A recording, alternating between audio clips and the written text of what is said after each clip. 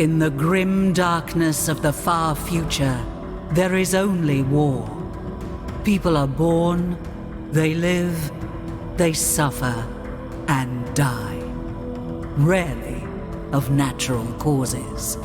Black Lab Games, the studio behind Battlestar Galactica Deadlock, has another hit on its hands with Warhammer 40,000 Battlesector.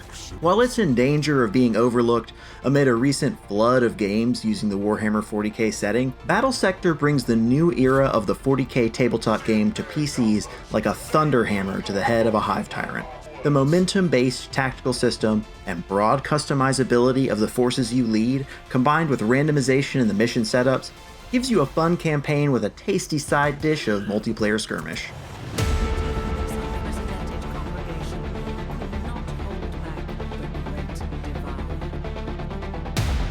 The brooding melodrama of the Warhammer 40k universe is on full display in Battlesector. The beautiful yet burdened Blood Angels Space Marines are devastated following the invasion of their homeworlds by the ravening swarm of the Tyranids, a hive mind of space monsters that exist only to eat and grow.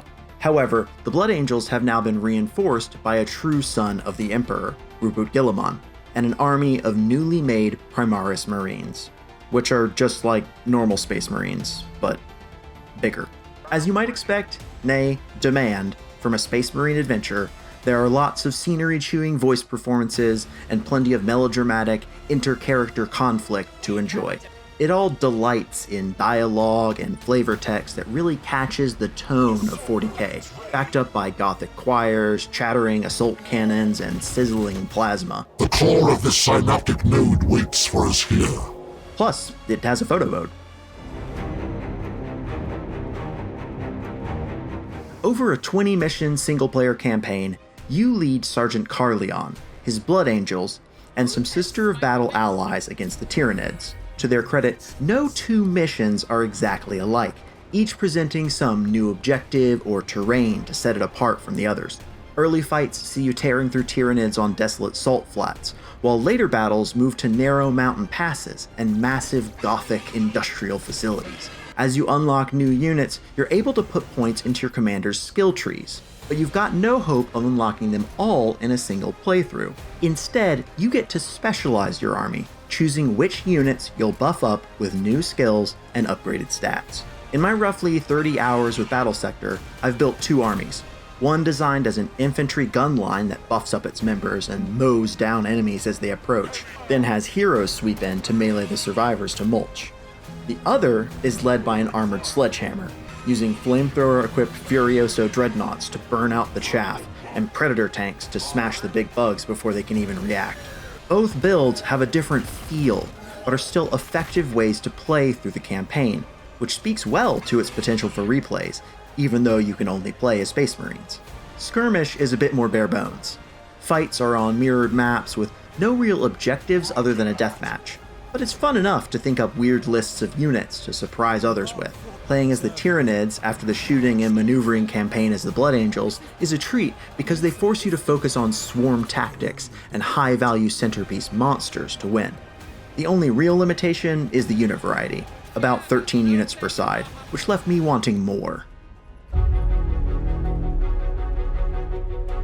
The basic turn-to-turn tactics of Battlesector are richly simulated, with each unit having a number of attacks each round, each with its own chance to hit and damage roll. It's pretty satisfying to see a unit of Primaris aggressors roll out 120 separate attacks in a turn, scything through model after model of Tyranids. As your units mow down the enemy, they rack up points in their momentum bar, which brings a high skill, high reward factor to Battlesector's combat. Blood Angels generate momentum by being in the thick of the fight, while Tyranids get it for killing, but both sides use it the same ways. A full momentum bar lets a unit either take an extra action that round, or use a buffed up version of one of their abilities, like a super strength heal or a meteoric aerial charge. It's a little icing on the cake during combat, a bit of a mini-game to gun for as you maximize your favorite units and ensure they get the choicest kills so they can get extra attacks. Most of the tactical thinking is in positioning your units at their optimal range, which is conveniently highlighted for you when you mouse over a weapon. As you maneuver, you set your units' facings and overwatch angles, so they can fire during the enemy turn.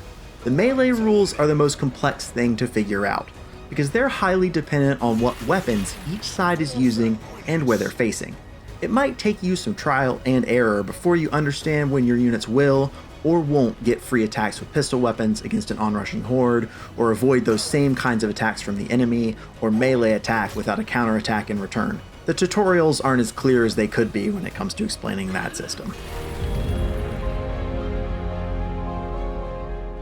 Serving up big, swirling battlefields with 20 or more units per side, Warhammer 40,000 Battlesector beats the pants off of other recent 40k games, making a run at skirmish wargame greatness.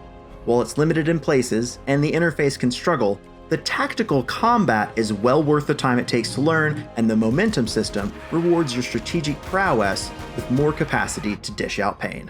From the diverse campaign missions to the straightforward skirmishes, I not only recommend Battlesector, but hope that it does well enough to warrant the addition of many new factions in DLC and expansions. For more Warhammer, check out our reviews of Warhammer Age of Sigmar, Stormground, and Necromunda, Hired Gun. And for everything else, stick with IGN.